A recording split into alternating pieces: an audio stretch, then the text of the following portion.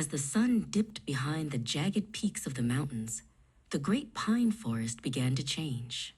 The bright greens of the day turned into deep, mysterious blues. Bram, the little bear, stood at the edge of the cave, her fur ruffled by the cooling breeze.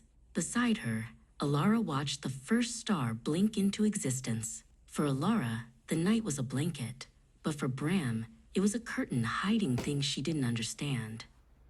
"It's time to head inside, little one," Alara said softly, her voice like the rustle of dry leaves. But Bram didn't move. Her eyes were fixed on a spot near the oldest pine tree.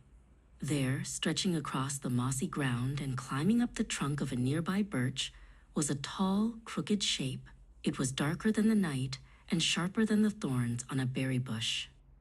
Bram hurried inside and huddled into a pile of soft moss. She pulled her paws over her eyes, but she could still see the shape in her mind. To her, the shadow wasn't just a trick of the light. It looked like a giant creature with a long, reaching arm and a pointed crown. "It's waiting for the moon to go away," Bram whispered to herself, her heart thumping like a little drum.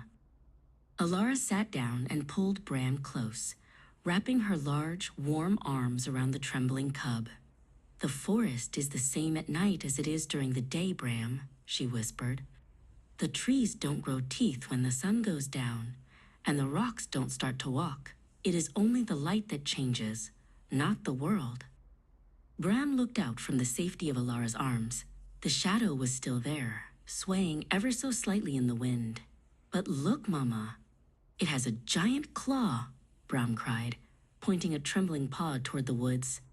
"And it's reaching for the cave. It grows bigger and scarier the longer I look at it." Alara smiled and began to move her own paws in front of the small glow of a firefly that had wandered into the cave. She cast a shadow of a hopping rabbit on the wall. "See? A shadow is just a shape that happens when something gets in the way of the light.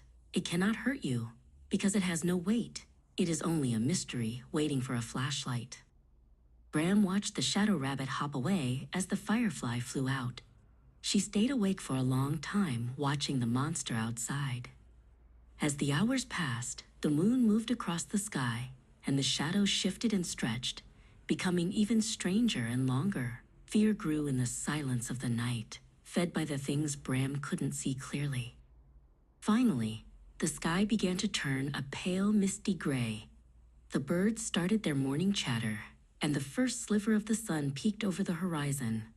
"Come, Bram," Alara said, standing up and stretching her weary limbs. "Let's go meet your monster.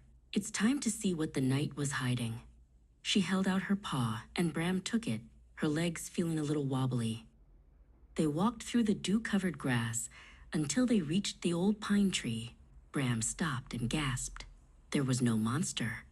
There were no claws. Resting against the trunk of the pine was a large, fallen branch. It was bent in the middle and had several smaller twigs sticking out at the end, looking exactly like the fingers Bram had seen in the dark. Bram laughed, a bright sound that echoed through the pines. She hopped onto the branch and did a little dance. "It was just a piece of a tree," she shouted. Alara nuzzled her softly. "Fear grows when we stay far away and imagine the worst," Alara said. "But once you bring it into the light, you find there was nothing to be afraid of at all."